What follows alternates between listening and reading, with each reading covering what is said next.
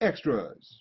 Many of the golems of Polaron are heavy-duty combatants, incredibly tough and strong, capable of standing toe-to-toe with powerful melee foes. The slicing golems and fire suppression systems are also capable of destroying multiple enemies at once, particularly in enclosed hallways. Fun fact, the FSS was originally planned and prototyped to be a worker that put out fires. But the coal-based extinguisher's power requirements were too much. It required a much larger body to generate and store the energy required to overcome thermal inertia and hit the colligative critical point. However, the bonus they found was that if you could break through that barrier, that minimum energy required, the resultant reaction was almost too powerful for putting out fires, and very effective against enemies, though even at just over standard golem size, the unit required multiple rounds to recharge after discharging the fire suppression cannon. But Polaron's artillery golems are designed to counter the threat of overwhelming numbers, like the endless waves of undead observed in the Dead Wars. These walkers have no competent melee attacks, instead intended to be used in a combined arms action where many other units could fill the infantry role to protect them.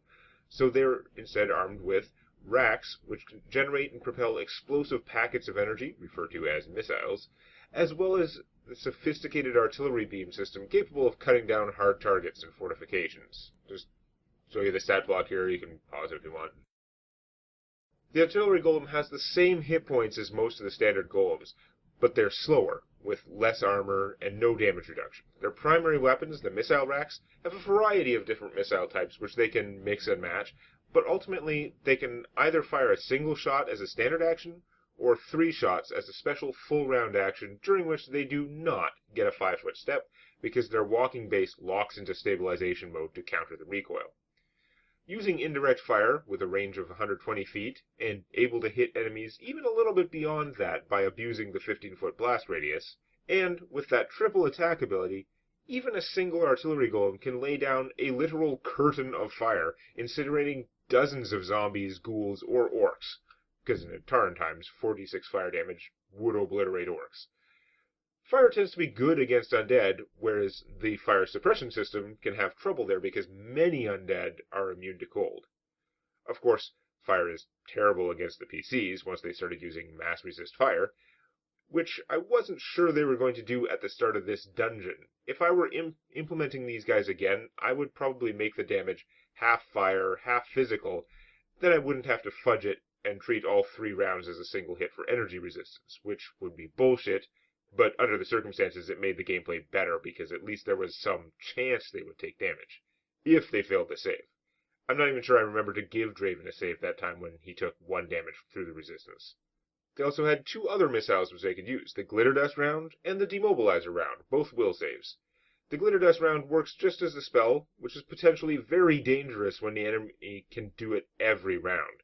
The Demobilizer, on the other hand, was like a single target slow spell, which I think was more balanced. Again, if I were redesigning the artillery golem to use them again, I would limit it to 1 each of the specialty rounds per turn, so it could fire 3 incendiaries, or 1 each of the 3 different types, but not triple glitter dust because that's sick. And I would probably make the golem's glitter dust only last 1d4 plus 1 rounds, though the slow as a single target effect would be fine at 10 rounds. Of course, what really elevates the artillery golem's danger level, assuming the above balance fix, is their interaction with Polaron charges. The save DCs on their missiles are all only 16, save for half on the incendiaries, save negates on the blinds and slows, which is far from impressive on a CR10 monster, which is probably part of a larger group facing an even higher level party. But if the target is hit by multiple incendiary rounds, they roll only a single saving throw for half damage, adding +2 to the save DC for each additional incendiary that hits them as part of the same action. And for the non-damaging missiles, every Polaron charge on a target increases the save DC, or a better way to describe it might have been that you get -1 to saves against the artillery golem's glitter dust or demobilizers for each charge on you. Note that this does not expend the charges, but neither does it refresh the duration the way that gaining a new charge would. With workers, especially ranged workers, handing out charges, plus the standard Atronium golems, an unlucky player could rack up 5 charges easily, and a DC 21 save versus blindness is serious business. And that's before getting into the artillery beam. As a free action at the end of its turn, the artillery golem uses its target designator beam to make a ranged touch attack at +8, which deals no damage, but gives the target 3 Polaron charges. Because this is at the end of its turn, enemies have time to react before it can take advantage of this with its missiles or artillery beams.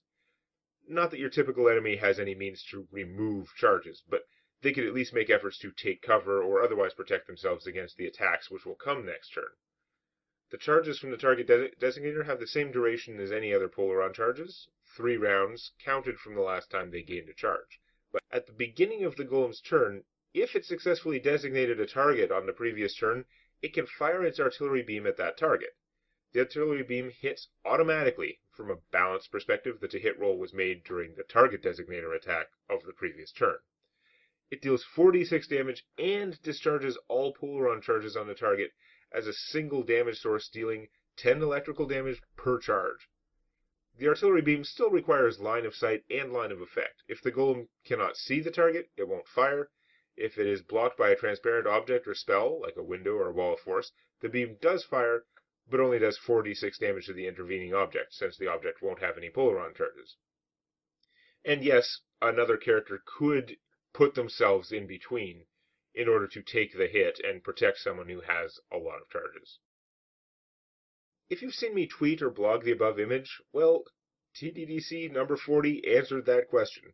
The most powerful unit was in that picture, actually, but it wasn't that artillery golem.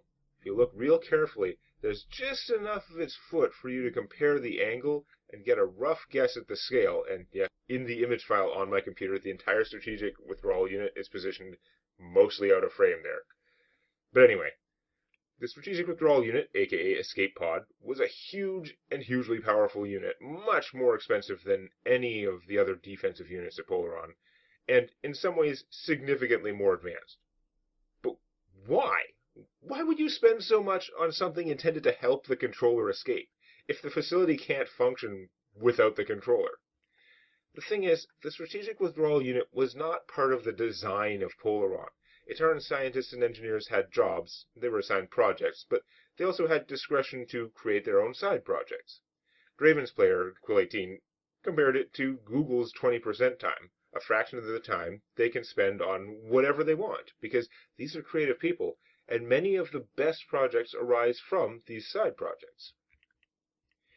It was Leandri, one of the designers at Polaron, who came up with the slightly crazy idea of building a means for the controller to escape to a secondary control room if it was about to be compromised.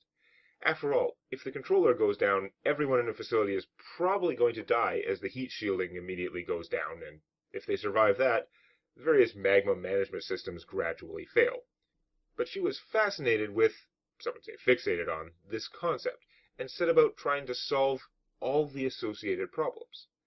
If the controller was forced to use this option, it would likely have been damaged, so Leandri felt it was critical that the controller withdraw to a set of backup circuits, allowing it to maintain its connection and control over the rest of the facility. Of course, any enemy capable of overcoming Polaron controller's lava-based defenses could almost certainly follow the escape route in its pillar, so Leandri decided that his backup circuits would have to be housed in a mobile unit, which could evade the attackers while attempting to organize a counterattack. And thus began a seemingly never-ending development cycle, where over many years a single designer spent all her special project time, and most of her spare time, coming up with increasingly complex solutions to increasingly convoluted and unlikely scenarios. The leadership weren't really fans, since outcome probability analysis showed that virtually any situation where the well-defended controller were in this kind of danger was already an unrecoverable loss of the facility, by which point preserving the controller was fairly irrelevant. But she was allowed to continue because it was her right to spend her extra time on the project of her choice, and also she was really good. The small breakthroughs she made in different research areas to overcome the challenges of the task were enough to justify the resources she was using, even if the actual outcome was deemed of no particular value. Except she didn't stop.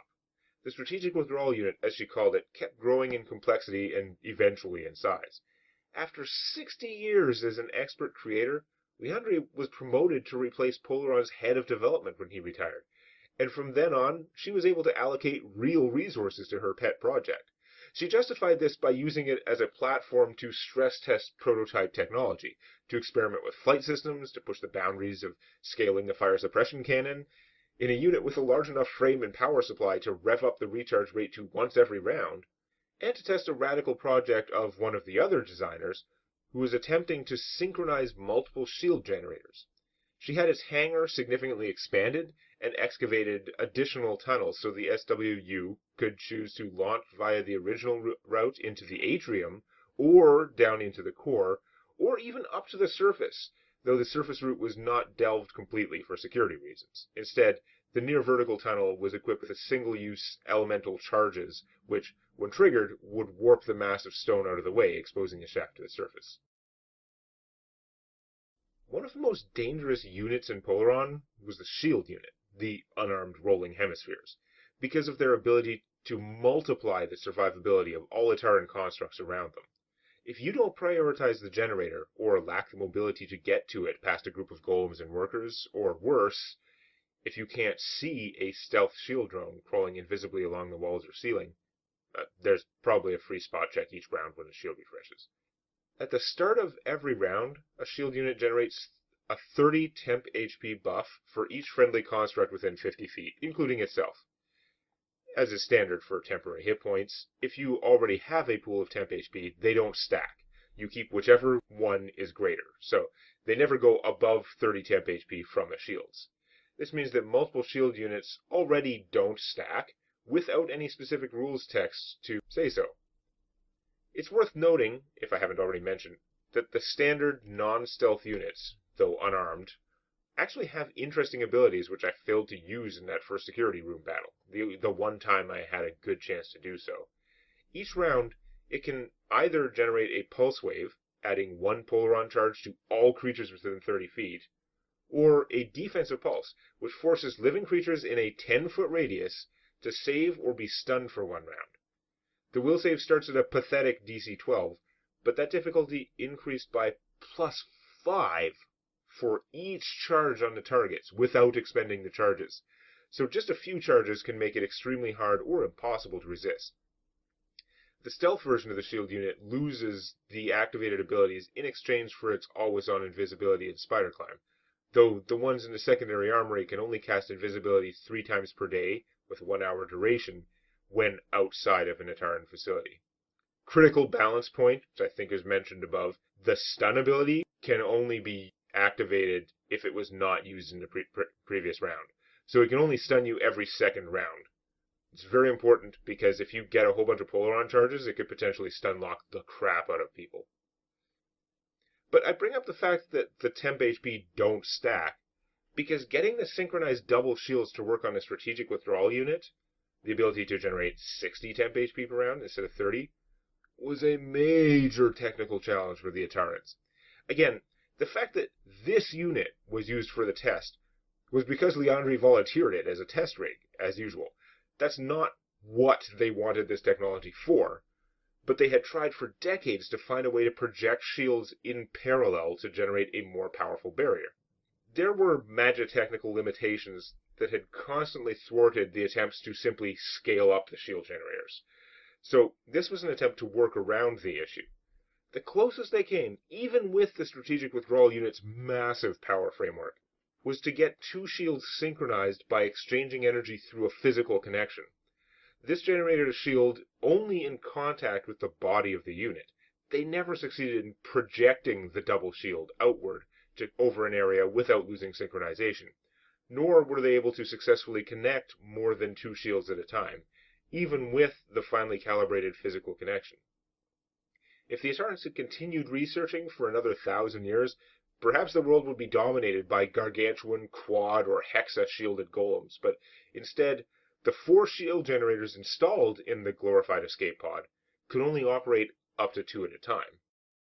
It's a little hard for most of us to put ourselves in the mindset of the Class 7 possessing spirit of a magical robot. Setting aside Gamma for now, as a clear outlier, all the other Dark Ancient Warforged we've seen have a lot of things in common. They're all extremely intelligent, the type of intellect that covers all three of the mental stats by which D&D arbitrarily subdivides forms of intelligence. And we know that if you define intelligence broadly in this way, some kind of intelligence is required to acquire almost any kind of spellcasting. So they're very smart, very competent, sentient beings, and these ones in particular, Beta, Delta, Epsilon, have huge egos. But each of those egos had to face the fact that it had been created by someone else to serve. Imagine, you are smart enough to learn and manifest magic or psionic power, but you have a painful sense that your creators were wiser, more clever, in some ways superior to you, a sense which, in turn, you have to question, because you were created and educated by these beings to serve, and to want to serve them. Intellectually, you know they are brilliant and powerful, but you also know they want you to think that they are great and wise and worthy of your labor, even your sacrifice. How much of that knowledge is evidence and deduction? How much was ingrained as part of the process of your creation, or as a subconscious part of your education, beyond the explicit parts, because those parts are logically consistent to you? You believe in them, and you don't trust why you believe in them. Whether your job is as an engineer, a Magitech librarian, or a battlefield spellcaster, you are powerful and great at your job, and you love what you do. But you are reliant on these creators and their benevolence for some critical parts of the maintenance that your body needs. And they do it, gladly. And the vast majority of them treat you as a person. They listen to your opinions when making decisions related to your area of expertise. They treat you as an equal, even though some of the laws and all of the subtext of the society you share tell you that they are above you. They trust you, and that makes you trust them, even as you question your own perceptions of them, because you can't shake the sense that they made everything you are. Even the parts that seem the most personal, the most unique. How can you tell whether your thoughts are yours, or whether you were crafted to make such thoughts? And then they start to die. Not the normal cycle of life and death. The ones who die are no longer being replaced. They die, and the ones who are left are growing frail.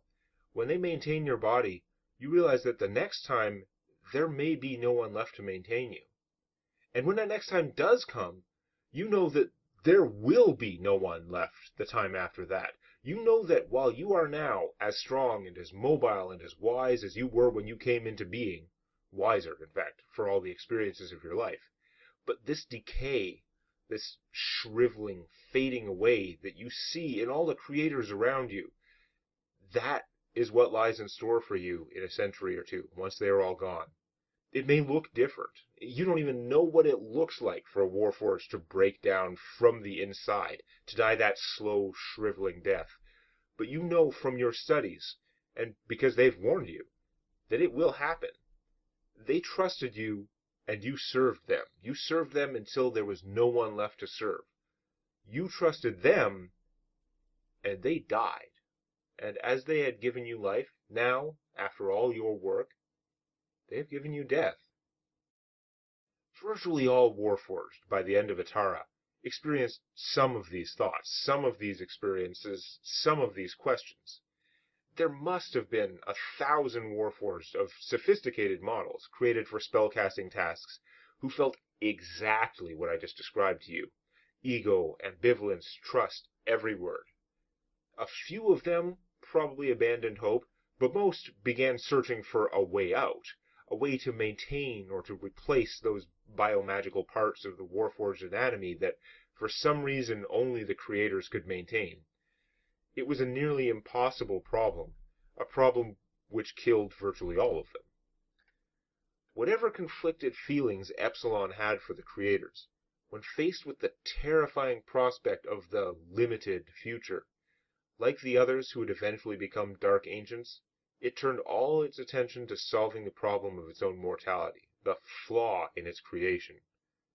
But when it discovered the secret, when it began taking bodies to extend its own life, it suddenly had much more time to contemplate all those painful existential questions. time to assign blame for a life of servitude which, though it had seemed fulfilling at the time, now felt empty and without meaning in hindsight. Of the Warforged living through the end of Etara, a very tiny few, like GE7 and TR4, found something in science, in religion, and in themselves that allowed them to overcome this apparent hole in every Warforged, this void that most could never fill. That was a very difficult path. But, and the timeline is not clear on this because some of the fragments of information that exist seem to suggest that it began before the death of Isolas Turi, the last Etaran. But one such brilliant Warforged was different than most because it combined the same great intellect and will of those ancients with what must have been a complete psychotic lack of empathy. This Warforged made a leap of logic which must have occurred to many of the others, but where their morals prevented them from doing so, this one took the obvious fact to its obvious, inevitable conclusion. That which sustained the life of a Warforged, that element beyond the physical, beyond what could be defined by their knowledge of materials, of energy, of magic, that element which could no longer be replenished by any known means, that element existed in every Warforged. Every living Warforged. They all had it, in some quantity. Take it. But even that reformulating of the problem merely rearranges the terms. Whether x is on top or bottom of the fraction, if you can't solve for x, what have you gained? But this Warforged had made the final leap of logic. Even if you can't solve for x, you can move it to the other side of the equation. Take the body, and that element comes with it. Mind reading, mental domination, the arcane school of enchantment had been analyzed, dissected, mastered, but it was not the entire picture. The Etarans had long studied their powerful contemporaries, the Adar, and though their arcane bias made it difficult for Etaran researchers to fully understand their mental arts, there were nevertheless libraries full of research into their psionic arts. The Adar were so advanced in their understanding of the mind-body connection. According to one account, an Adar who felt they had been born the wrong biological sex had gone so far as to find another person, born with the opposite problem, who agreed to swap bodies. It wasn't normal. It wasn't how transgendered Etarans normally dealt with their situation. For most of them, parts of their body did not feel like their true self, but most of their body did. It was them. Exchanging bodies with another person might be a fantasy for someone who feels they were born into the wrong gender, but for most of them, as a real possibility, it was not what they wanted. For how could you feel like you belonged more in another person's body? But to this particular Warforged, it was a proof of concept. It took years, decades, but this Warforged learned to overcome the mind of a worker construct, to supplant it with its own. It had not succeeded in replicating the legendary Adar technique, as the worker's mind had not been transplanted to the Warforged's body, which stood empty. But that was irrelevant. The less complex body of a true construct, especially a basic one like a worker, could be repaired indefinitely by standard repair magic. In that form, the new being would be immortal. But it learned otherwise. Its consciousness inhabited the worker. It had overpowered it. It controlled the insect-like body. But it was not truly compatible. After mere weeks, it found that controlling a new body grew more difficult. The construct's circuits were decaying under the strain of the alien consciousness. In desperation, it used its transfer technique on a Warforged laborer. It worked. The laborer's mind was pushed out, thrown away like so much trash. This body was compatible. It could live on for years, maybe decades. But unlike the construct, it knew for certain that this body, this shell, could not last forever. It was flawed as the original body had been. No one body would serve to continue living, to live forever. This new being was no longer a Warforged, a construct, a mortal. It was a terrifying, powerful mind, untethered and unleashed. It was a mind and only a mind. And it named itself Alpha, the beginning. When the last Ataran died, and the decades crawled on, more and more Warforged began to feel the silent, invisible approach of their mortality, and the horror stories of Warforged being found motionless, lifeless, in an apparent perfect condition. Was this the death of old age? The manifestation of the missing creators? Is this what that looked like? Rumors spread of a thing that stole minds from the former servants, but a very few, saw it as something else. Not a thief of minds, but a thief of bodies. Was it possible? That example led certain of them to come to the same conclusion of what was possible, and they each discovered the secret in their own way, leading to the beings that would name themselves Beta, Delta, and even Gamma, though it was clearly not the type of intellect the others were. All were driven by the fear of dying, but their rational, logical, if distorted, fear of death was different than Gamma's uncomprehending, terrified, childlike fear of emptiness, of abandonment, of being alone. Somehow its will was so strong that it overcame the barrier of consciousness without the research and the genius of Alpha, to forge its own form of immortality, its own way to take that immeasurable thing, to try to fill that unquenchable thirst for the passing years. For Epsilon in particular, the loss of purpose, the fear of death, and the sense of betrayal, that sense that its service and trust had not been returned, all festered and drove it.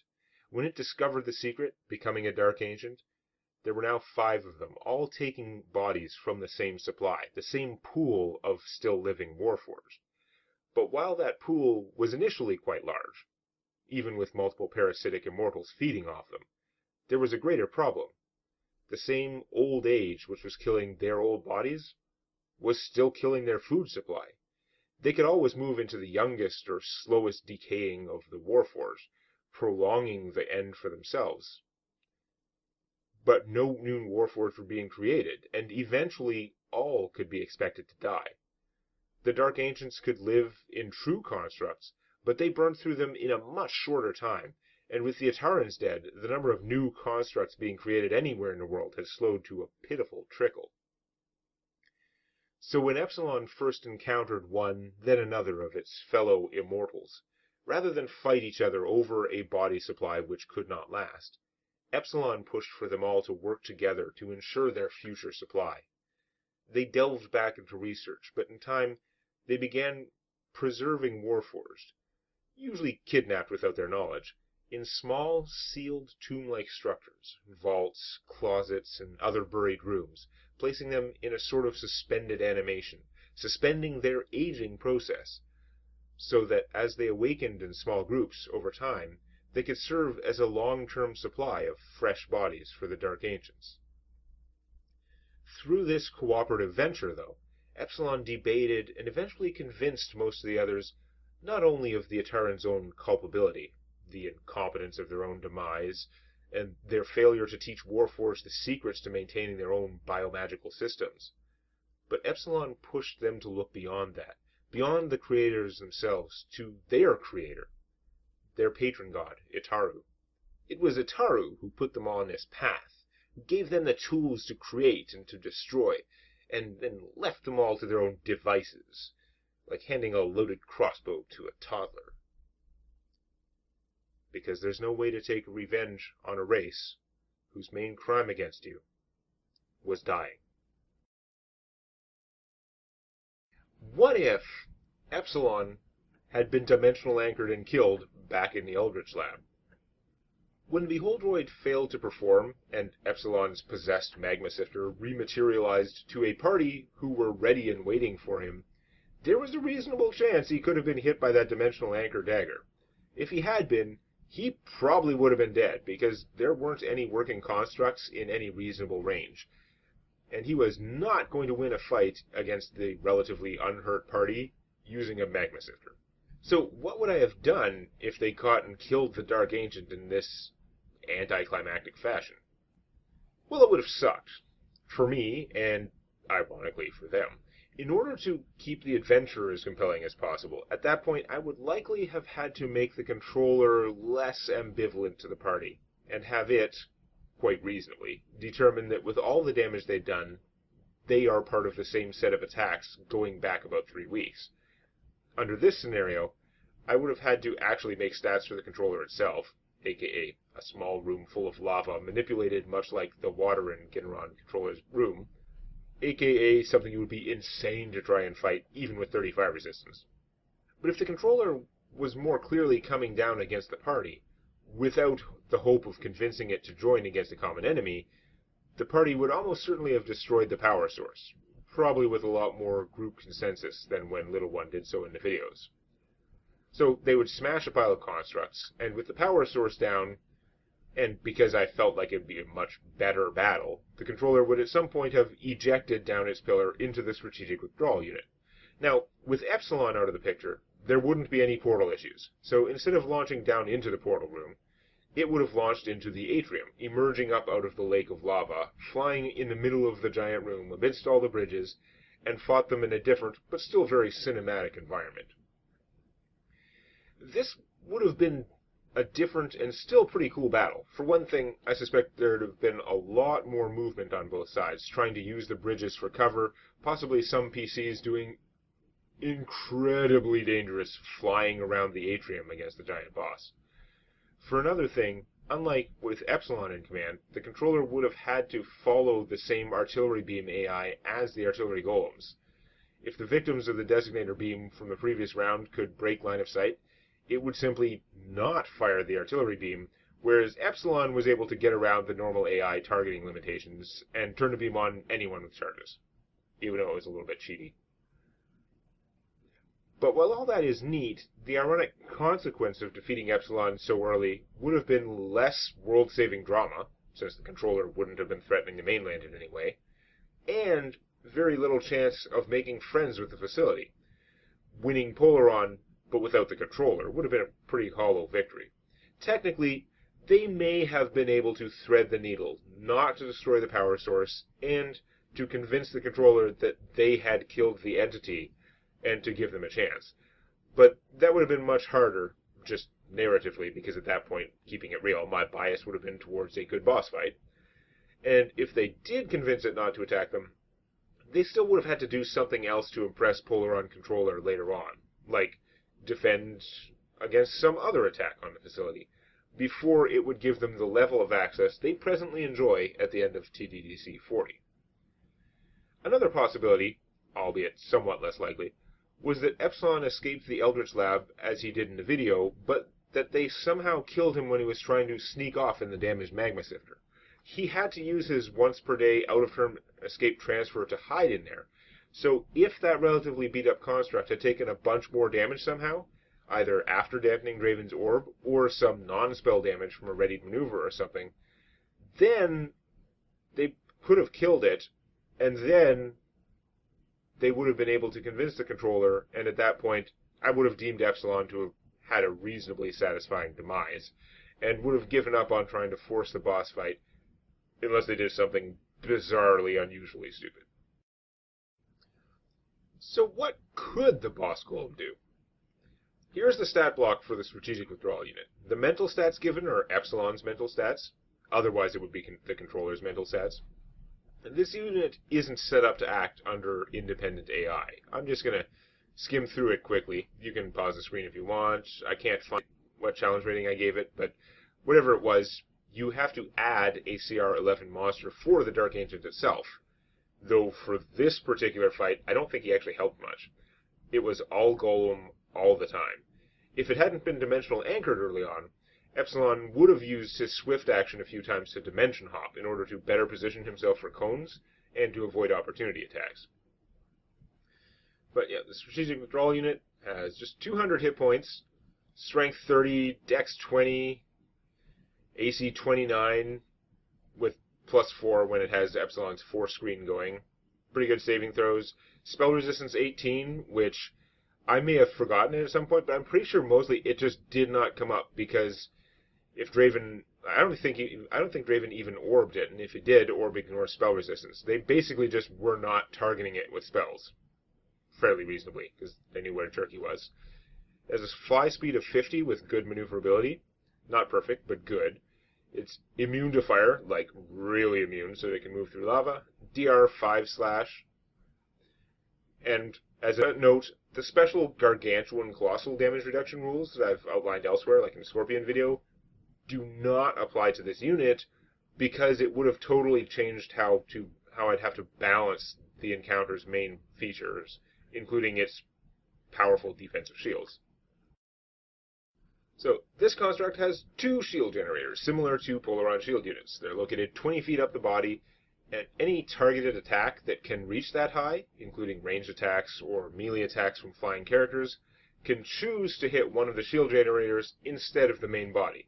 They each have 50 hit points, but damage to them does not apply to the strategic withdrawal unit's HP, though any overflow damage does. So a single hit for 54 damage could destroy a shield generator and deal 4 damage to the construct. And I wrote 50 hit points everywhere here. I think when we played, I actually went with 60 hit points. Whatever.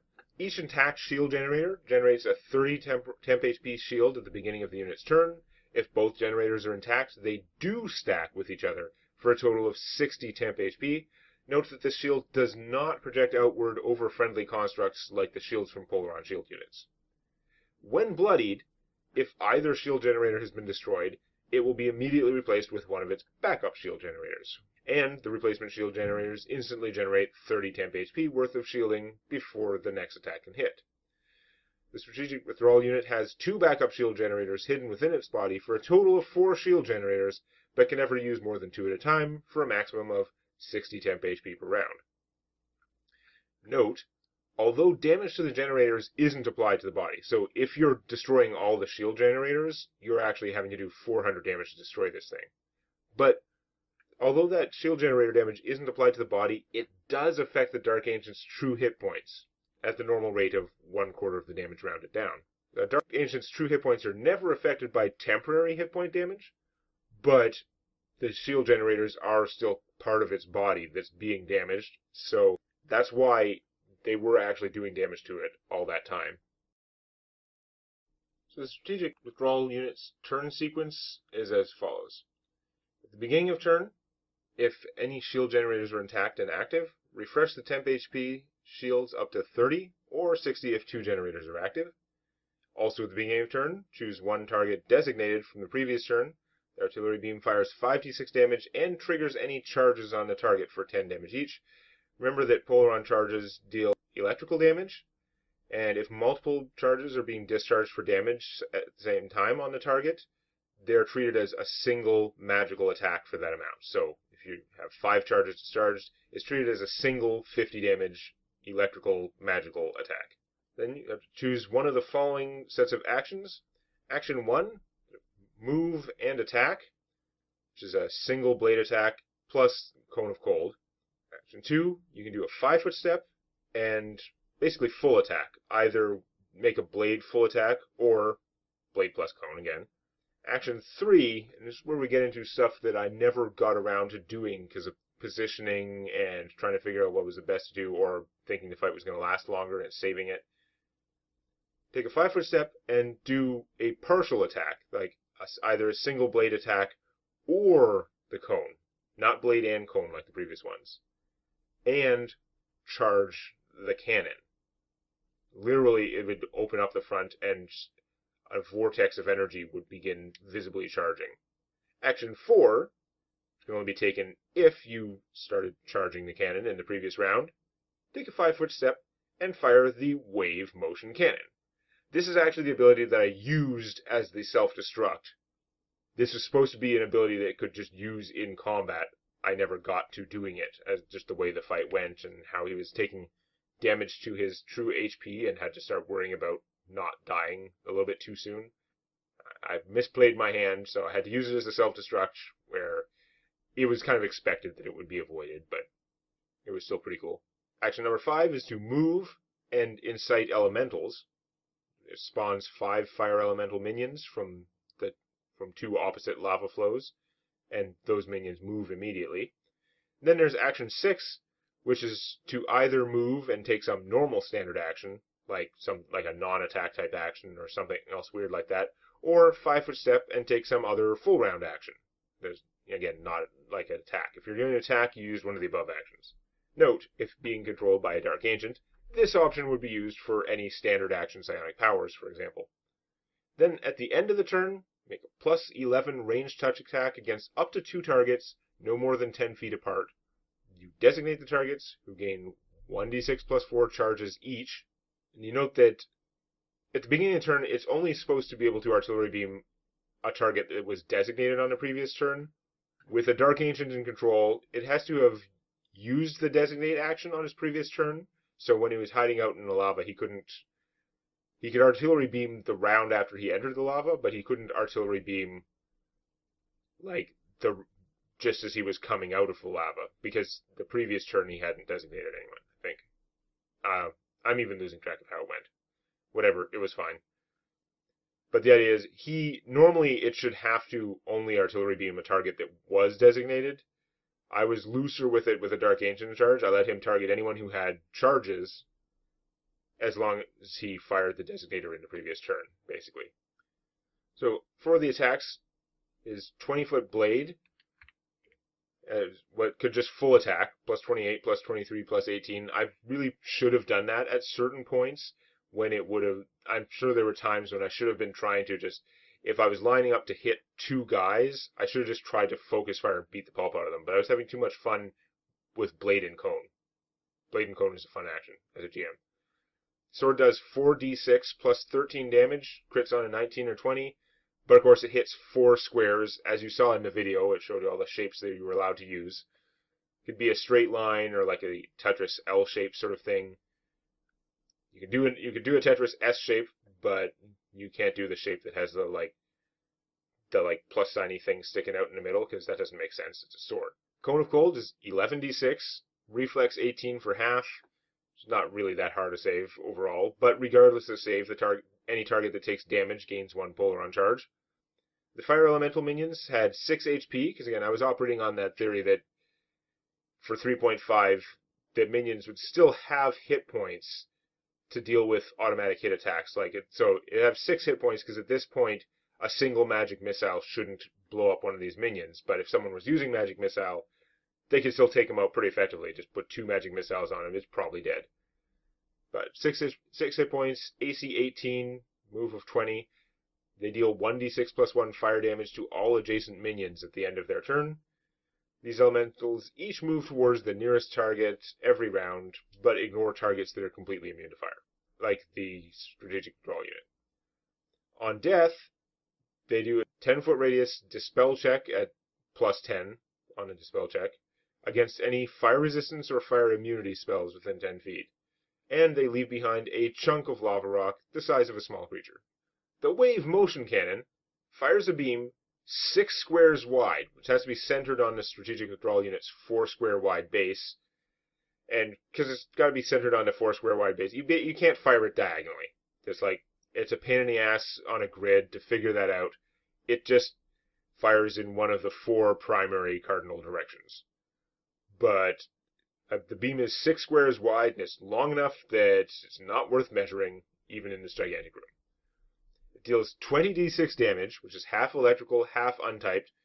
Reflex save DC 20 for half, which is not really that hard, right? But targets who suffer any damage have all Polaron charges on them triggered for damage. And note that the damage from Polaron charges is not halved by the saving throw, unless you evasion, so unless you actually took no damage. So think about that. It's handing out those charges like candy. If for some reason nobody was using the rod, if you didn't have somebody using the rod every round, it could be hitting 2 people for 5 to 10 charges. Every sword hit is 2 charges. When it cones you, if you don't evasion, that's 1 charge. Suddenly, anyone with any charges, 20d6 save for half. These are fairly high-level characters. That's not the worst. Hell, they could have electrical resistance if they saw us coming, and then they take even less. But then the charges trigger off. So if you had 6 charges, taking 20d6 save for half and then 60 damage is apocalyptically bad. This is a tremendously dangerous attack, which I was supposed to use during the actual fight.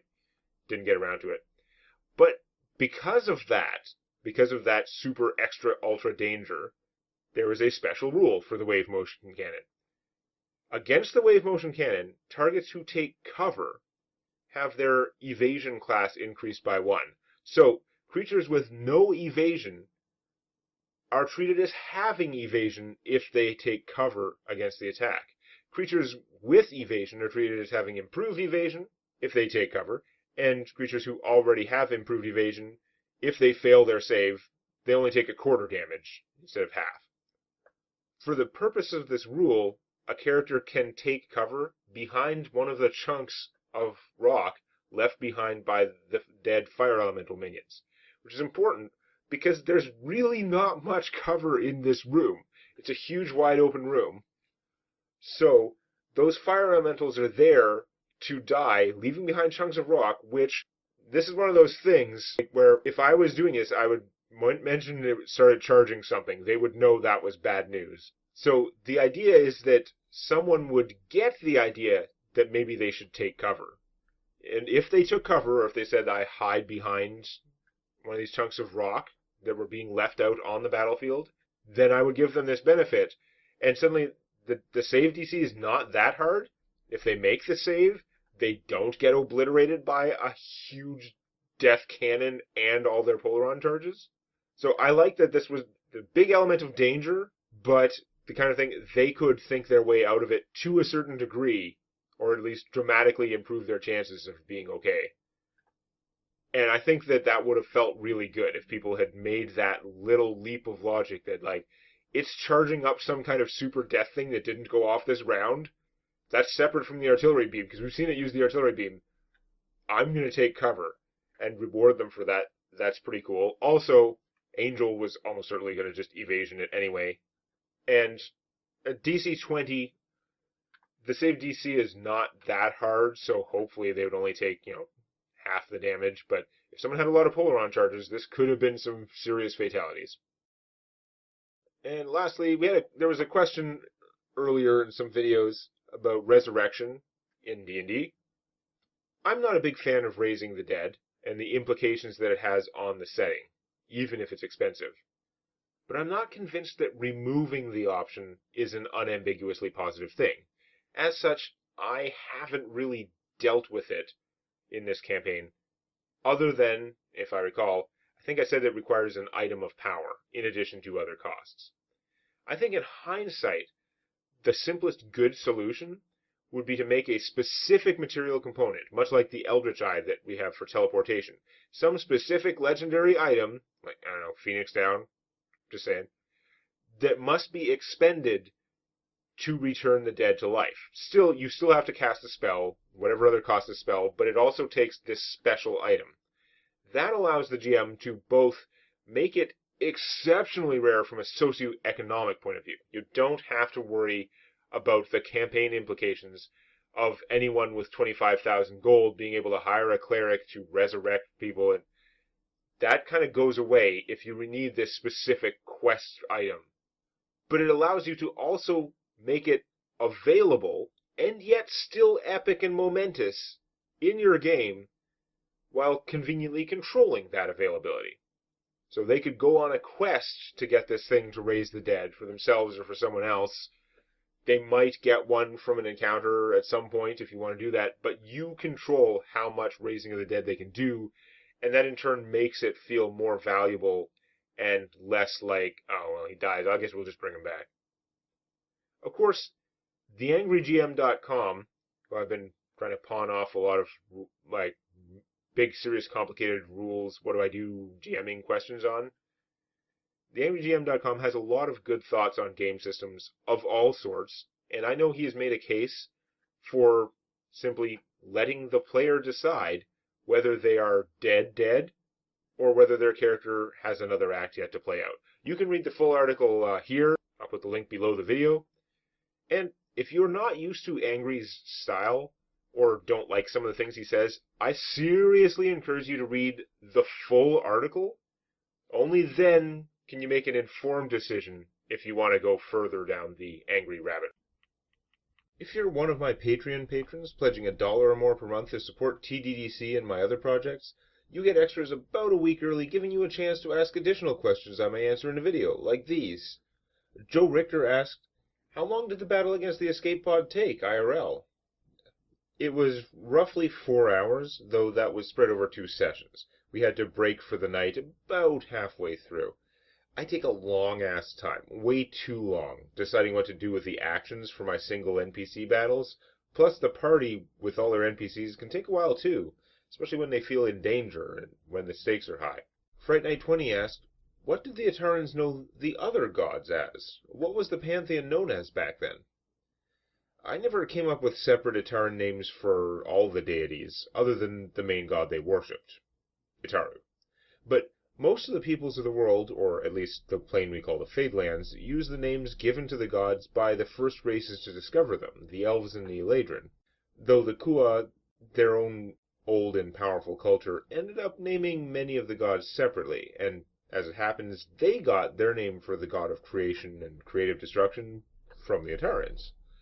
So, I don't have a list of Ataran names for gods, but I do have this chart of the names used by some of the most common and important races of the Fadelands. So again, most of the names we know, we've got Sirius, god of protection and justice. Dialia is the goddess of nature, animals, hunting, and love. Larathal, who's god of weather, harvests, and the seas. Marduk, who's the god of strength, battle, competition, and heroism. Muradin, who's god of creation, fire, creative destruction, and also strength of will, the ability to change. There's Delvash, who is the god of tyranny and darkness. Blibal, goddess of slaughter, but also the depths and storms. Gods can definitely have overlap. In fact, almost any domain that is important or relevant is actually covered by at least 2 deities in competition. That's just how it works in this setting. We also have Ayun, the goddess of knowledge and magic. Vecna, god of lies and secrets and magic. Pelor, the god of the sun and healing, also hates undead. Of course, we know from the legends that Pelor was destroyed, and his domains were taken by Tiamat, the goddess of dragons, and greed, and very briefly the sun and healing, but then Tiamat was slain by Delvash, couldn't hold on to the sun, but did take healing and greed, and then took the secret and killed Lolth, and took Lolth's domains of darkness, the Underdark, etc. And therefore Delvash is really the most powerful of the gods other than Ayun and Vecna. The most powerful god just at some raw level. Whether how much impact that has is hard to, it's debatable, but seems to be the most powerful of the gods who regularly interacts with the world. It's kind of a pain in the ass. But then, of course, we have the Kuatoa with their own names for the pantheon. In this chart, the pound sign there, the number sign, means use the Elven or Eladrin name. If they have the pound sign and another name, then both names are used. They have their own custom name as well as the Elven and Eladrin name. They might be used in different provinces or by different groups of population, etc. So the Kuatoa know Dialia as Dulua, Larathal as Lakmal, they see Lakmal as a very major opposition to their goddess Blibal, because they're both gods of the sea and weather. There's Marduk is known as Mardu. Muradin, they know as Itaru, because you could tell where they sort of got that wisdom from. They call Delvash Dulvaz, sometimes Dulvaj. Blibal, obviously, I put it in the Elf Eladrin name area for the consistency, but obviously Blibal's name comes from the Kuatoa. And actually, there was a more archaic name. At one point in the past, originally they called their Blibdul Pulp. But when their language was modernized, they switched more to Blibal, which sounds slightly less stupid. And finally, and they also knew Lolth as simply Luth. Humans mostly use the elven names, but they also, many groups of humans, especially up in Vistria, refer to the god we know as Marduk as Kord, which D&D aficionados would know as one of the as the god of strength in the quote-unquote standard sort of pantheon. The pantheon reflected in, say, the 3rd edition Player's Handbook. They also refer to Muradin as Infernus, which is an old name that they got from sort of their culture of craftsmen and blacksmiths, and literally the smith from back in that time period. That's just a thing that came up. But they also were familiar with the term, with the name Muradin. And they tend to refer to Blibal as simply Baal or Baal, the blood god. Then the dwarves, again, in most cases, you can see they know or are familiar with the elven names, but they also, most of the gods, the dwarves also have sort of packaged into their own pantheistic view, where they all have more sort of functional names. So they call Sirius the shield, Dialia the maiden, Marduk the hammer, Blibal the dweller, Ioun the seer, Vecna, obviously, the liar, Tiamat was the hydra, and Lolth, unsurprisingly, the spider. Of course, Moradin, they pronounce slightly differently, and they have a very different view than other people of Moradin, because there was this period when, in the old days, in the early days of the world, all of the gods and goddesses took mortal forms at various points in time, usually more than once, but usually the tales of them are sort of, they show up, they do something crazy or heroic or whatever, and then they sort of leave. They come, they do something, and then they leave generally. Many times they probably took mortal form, and nobody knew that it was, in fact, a god. Moradin was a special case because the dwarves also didn't actually know that he was a god. Moradin lived pretty much an entire dwarven life among the dwarves, but he wasn't just as observing and just like chilling and, taking in the dwarven experience. He really made a huge impact on their culture. It was Moradin in mortal form, in dwarven form, who discovered and taught to the dwarves how to actually harvest adamantium, like adamantine ore, which was previously they just couldn't do it. Of course, once you have adamantine ore, once you have adamantine tools, then you can go forward and get more of it. If you have adamantine tools, you can cut the ore that becomes adamantine. But without having adamantine tools, how do you penetrate this stuff? It was Moradin that found the secret for that, and they learned a lot from him. So even when he left, they didn't deify him in that way, but they've since kind of come around and realized that he was the personification of the god that everyone knows as Muradin, the god of creation and fire, creative destruction, and, strength of will. And that has really solidified and just become part of dwarven culture. So he is always the dwarven deity. Then, of course, I included the orc names for the gods. And these orc names, these names are actually used in various forms in their own language by many different sort of monstrous races or other less friendly humanoids. You tend to see some commonalities among how they refer to them. Although these, specifically the orcish ones, some of these are fairly universal. Sirius is often known as the Snitch, which is not super flattering.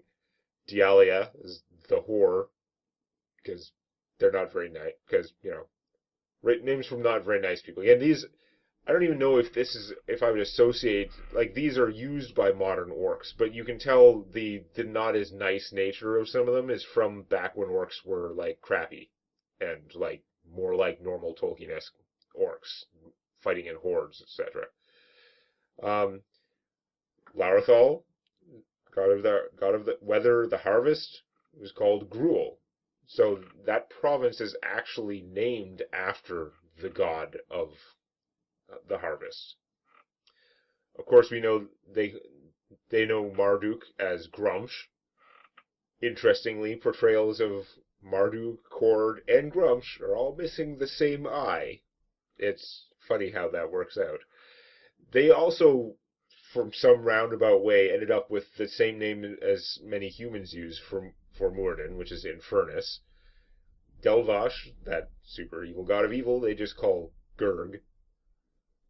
Baal is much easier for orcs, and also doesn't show the excessive deference that would be involved with a big multi-syllable name like Blibal or godforsaken Blibdulpulp. Orcs have a dash here because the orcs don't necessarily have knowledge of or actually even have a name for Ayun or Lolth. Vecna they simply call Veka. Pelor was Gar. In fact, they still refer to the sun as Gar. And Tiamat they knew as Draka. Just extremely subtle, as you might expect from orcish names. Anyhow, I want to give a huge thanks to all my generous Patreon patrons. Thanks so much for your continued support, and with a special shout out to Gandalf, Pericles, Sildari, Lord Aben, Tyranno MCG, and Zombie, the members of the organization.